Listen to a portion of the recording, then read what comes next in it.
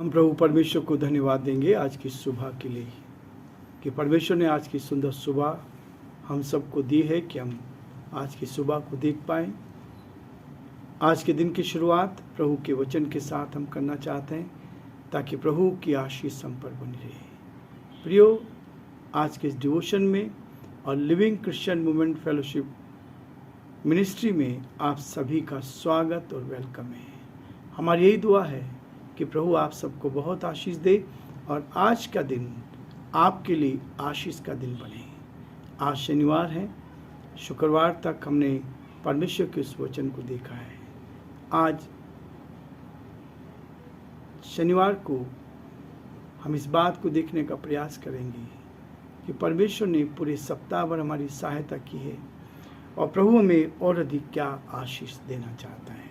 प्रकाशित वाक्य 22 अध्याय आखिरी अध्याय है ये इस बाइबल में। प्रकाशित वाक्य का 22वां अध्याय और 5 पद तक हम देख चुके हैं। आज 6 और 7 दो पदों को मैं आपके सामने पढ़ना चाहता हूँ। तब उसने मुझसे कहा, ये बातें विश्वसनीय और सत्य है और प्रभु ने जो नबियों के आत्माओं का परमेश्वर है अपने स्वर्गदूत को भेजा कि अपने दासों को वे बातें दिखा दे जिनका शीघ्र होना अवश्य है। देख, मैं शीघ्र आने वाला हूँ। धन्य है वे जो इस पुस्तक की नबूवत के वचन को मानता है। धन्य है वो जो इस पुस्तक की नबूवत के वचन को मानता है। परमेश्वर अपने इस वचन के पढ़े और सुने जाने पर आशीष दे। आमीन। प्रार्थना करेंगे। प्रेमी देवन परमेश्वर, आज की सुबह के लिए आपको धन्यवाद। इस दिन के लिए प्रभु जो आज का दिन आपने दिया, कार्य की दृष्टि से सप्ताह का आखिरी दिन आपने सोमवार से लेकर आज शनिवार तक हमारी रक्षा की। प्रभु आपका दया का हाथ हम सब पर बना रहा। हमारे सारे भाई बहनों पर प्रभु आपने आशीष दी, इसके लिए हम आपको धन्यवाद देते हैं। हम प्रार्थना विनती करते हैं प्रभु, हमारी बहन मिसेस रंजना मैथ्यू के लिए प्रभु, उनके जीवन के लिए आपने उनको संभाला, आपने उनकी मदद की।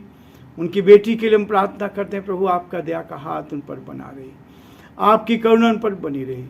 अपनी दासी को संभाल, जो शारीरिक अस्वस्थ है आपके नाम से दूर की जाए।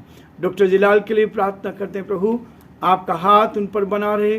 प्रभु आपने उनको संभाला, हम इसके लिए धन्यवाद देते हैं। पूरी चंगाई की घोषणा करते हैं पिता परमेश्वर। हम प्रार्थना विनती करते हैं हमारे भाई अनिल राठी के लिए, आपने उनको पहले से बहुत अच्छा किया। हम चाहते हैं पूरी चंगाई उनको दे, आपका दया का हाथ उन पर पूरी तरह से बना रहे और वो स्वस्थ होकर आपकी महिमा करें।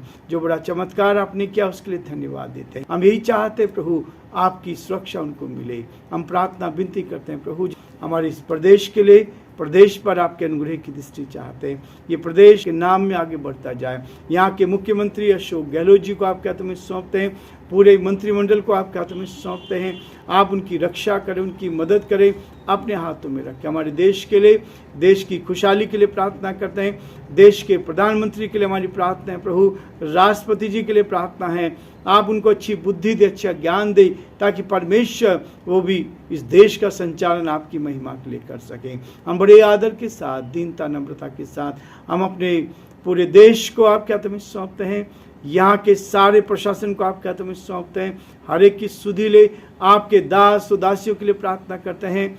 हम धन्यवाद देते हैं पास्टर पीटर कुर्ला के लिए प्रभु जी, आपने अपने दास को संभाला, आपने उनकी रक्षा की। हम आपकी स्तुति करते हैं, यीशु के नाम से हम प्रार्थना करते हैं प्रभु, आपका दया का हाथ आपके दास पर बना रहे।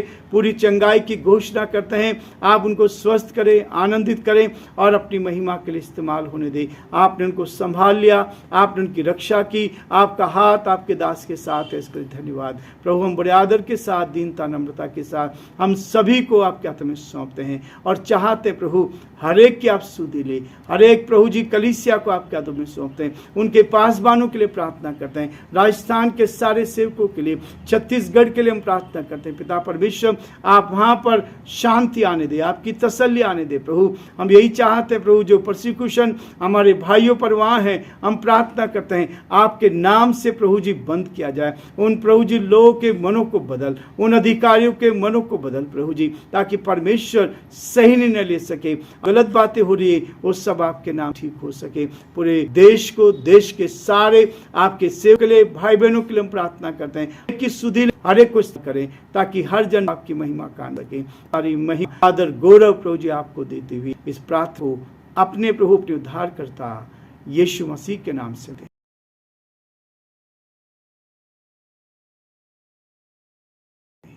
आमीन।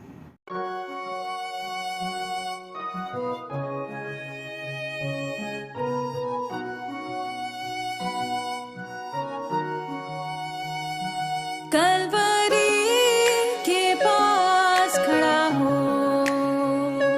खून की धारा देखता जा, तेरे पापों का यही दाम दिया है मसीह यीशु ने।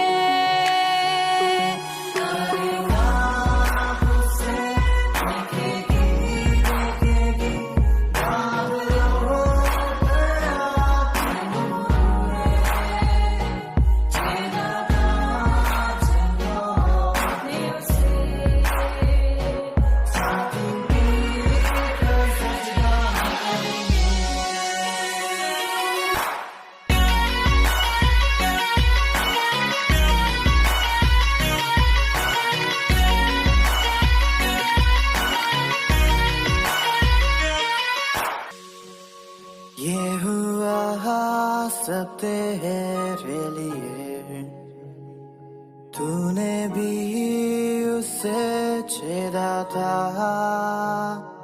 फिर भी प्यार से वो बुलाता। जाता क्यों नहीं तू उसके पास, फिर भी प्यार से वो बुलाता। जाता क्यों नहीं तू उसके पास।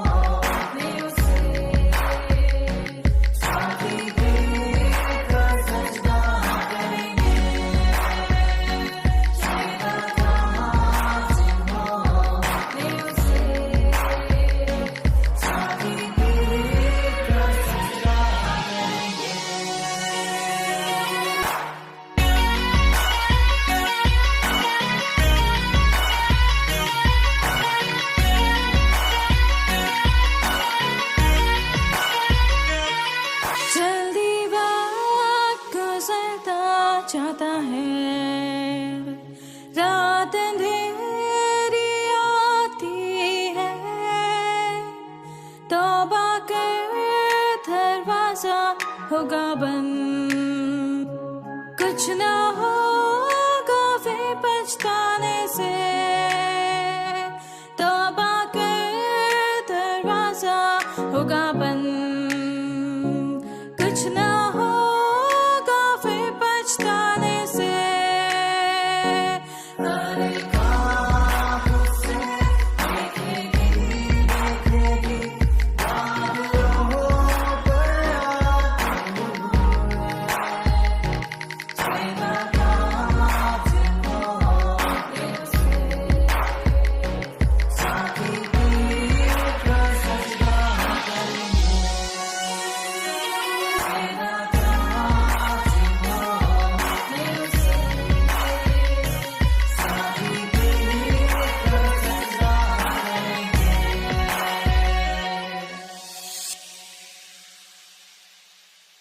प्रियो, विश्व का धन्यवाद हो कि हम धीरे धीरे इस पुस्तक को समाप्त करने जा रहे हैं।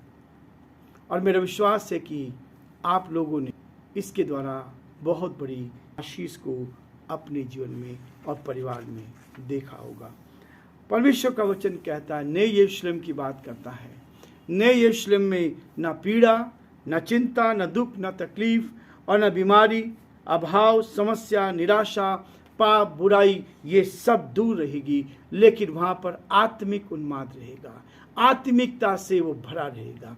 आत्मा में लोग चलेंगे फिरेंगे और आत्मिक जीवन में रहेंगे। हर बीमारी, तकलीफ, सब कुछ समाप्त हो जाएगी।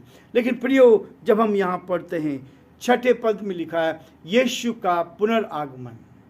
बाइबल भरी पड़ी है द्वितीय आगमन के लिए, सेकंड कम क्राइस्ट। और यहाँ पर परमेश्वर यूहन्ना को उस चीज को भी दिखा रहा है कि यीशु मसीह का दूसरा आगमन क्या होगा, द्वितीय आगमन होगा। जब कैसी परिस्थिति होगी, सेकंड कमिंग ऑफ क्राइस्ट।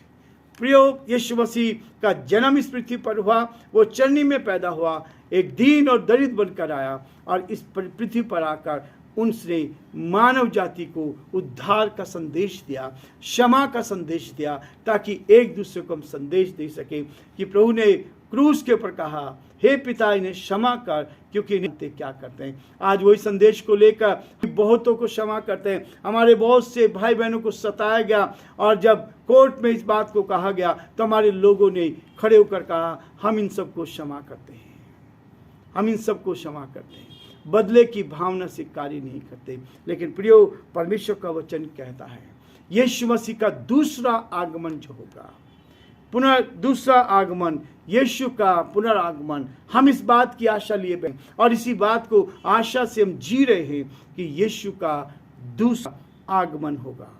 फिर उसने मुझसे कहा, तब उसने मुझसे कहा, इस बात को कहा, यूहन्ना फिर से बता रहा भविष्य की बात। बाइबल में बहुत सारी जगह इसका वर्णन दिया गया है। सेकंड कमिंग ऑफ क्राइस्ट, द्वितीय आगमन, यीशु मसीह का दूसरा आगमन कैसे होगा।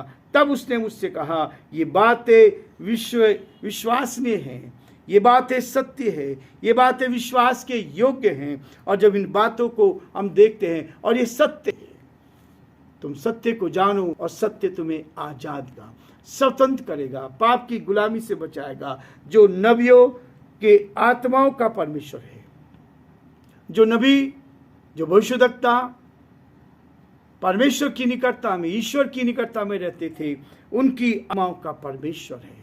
वो क्या कहता है, अपने स्वर्गदूत को भेजा कि अपने दासों को बातें दिखा दे जिनका होना शीघ्र पूरा होना आवश्यक है।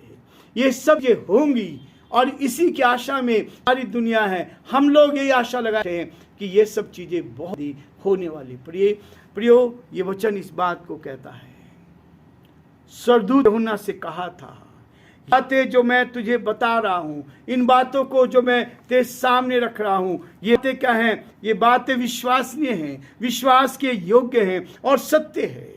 जो चीज दे रहे हैं, परमेश्वर के वचन में हर चीज लिखी है। उसने कहा, आकाश और पृथ्वी टल जाएंगी परंतु मेरी बातें कभी ना टलेंगी। बहुत सारी बातों का खुलासा इस प्रकाशित वाक्य में हो गया है कि भविष्य की वो सारी बातें जो होने वाली है वो इसमें पहले से बताया गया। उसमें कोई संदेह और कोई भी शक की आवश्यकता नहीं होती, कोई प्रश्न हमारे सामने नहीं होता है। परमेश्वर से हम क्वेश्चन नहीं कर सकते, वो चाहता है वो करता है और इसलिए उसने कहा वो सत्य है, उसमें कोई संदेह और प्रश्न की बात नहीं है, ना ही इस बात का को तर्क वितर्क कर सकते हैं। यीशु का आगमन होगा, होगा, होगा, निश्चित होगा और 100% होगा। ये दावे के साथ बाइबल कहती है और बाइबल के अनुसार हम भी इस बात को कहते हैं। और इसमें ना तो तर्क वितर्क की बात है, ना लापरवाही से इसको टाला जा सकता है। हम सोचे नहीं कुछ नहीं होगा, हम अपने स्थान, लेकिन प्रियो इसको टाला भी नहीं जा सकता क्योंकि ये बातें शीघ्र ही पूरी होंगी। ये बातें शीघ्र ही पूरी होंगी। परमेश्वर ने पहले नबियों के द्वारा और फिर अपने स्वर्गदूत द्वारा और अपने दासों स्तेफनुस और पौलुस और यूहन्ना के द्वारा ये बातें पहले ही दिखा दी है। पैसे बता दिया। उन सेवकों को जिन्होंने परमेश्वर के विश्वास योग्यता के साथ अपने जीवन को दिया है, उनको पहले से बता दिया, जिनका निकट भविष्य में ये घटना निश्चित है, ये होगा, ये परमेश्वर का वचन कहता है। और इस बात को निर्धारित किया है, इन बातों को पूरी तरह से निर्धारित किया गया। इसलिए वो कहता है, लोग यह ना सोचे कि अभी तो बहुत समय है। हम लोग गफलत में आ जाते हैं, हम लोग सोचते हैं कि अभी तो बहुत समय है, जब वृद्ध होंगे, मृत्यु के निकट आएंगे, तब मन फिरा लेंगे। लोग सोचते, इसीलिए समय नहीं बताया गया कि किस समय यीशु मसीह का दूसरा आगमन हो जाएगा, सब लोग से आ जाएगा। अभी मन करने का समय है, लोग बात को डालता है, अभी जो चाहो करो, अपना पूरी करने का समय है, न भूले कि बातें शीघ्र ही वाली है। हम इस बात को ना भूले कि सारी बहुत जल्दी होने वाली है। प्रियो, परमेश्वर का वचन इसी बात को कहता है। और आगे कह रहा है, बहुत ही दावे से कह रहा है, 7 पद में कह, देख मैं शीघ्र वाला हूं, देख मैं शीघ्र आने वाला हूं। 7 पद इस बात को कहता है, धन्य है वे जो इस पुस्तक की नबूवत के वचन को मानता है। वे लोग धन्य हैं जो इस भविष्यवाणी की गई है, इस वचन को मानते हैं, वो लोग धन्य हैं। और जो नहीं मानते वो नाश हो जाएंगे, समाप्त हो जाएंगे। प्रियो, ये 6वां धन्य अभिवादन है, आनंदित है। मसीह का शीघ्र आना निर्धारित किया गया है, आशीषित है। जब प्रभु मसीह आएगा, आनंदित वह व्यक्ति है जो प्रकाशित वाक्य की इन भविष्यवाणी गंभीरता पूर्वक स्वीकार करता है, इन भविष्यवाणी को स्वीकार करता, वो धन्य है जो उसके निर्देश के अनुसार प्रभु मसीह को अपना प्रभु और व्यक्तिगत उद्धार करता ग्रहण करता है, स्वीकार करता है, जो संसार की बुराइयों से स्वयं को बचा कर रखता है। संसार की बुराइयों से बचना कोई गलत काम नहीं है। ये वचन इसी बात को बताता है। हम इसी बात को कहते हैं कि संसार की बुराइयों से अपने आप को बचा के रखो। जो विभिन्न विषमताओं के बावजूद विश्वास में इस रहता है, वो धन्य कहलाता है, उन्हें होगा। चाहते कि हर एक व्यक्ति धन्य, जिसके लिए परमेश्वर कहे, जिसके लिए ईश्वर कहे, जिसके लिए परमात्मा कहे, हे धन्य विश्वास योग्य दास, सब बातों में स्थिर, इसलिए मेरे साथ ईश्वर का वासी हो। परमेश्वर आप सबको बहुत आशीष दे और प्रभु का हाथ आप सब पर बना।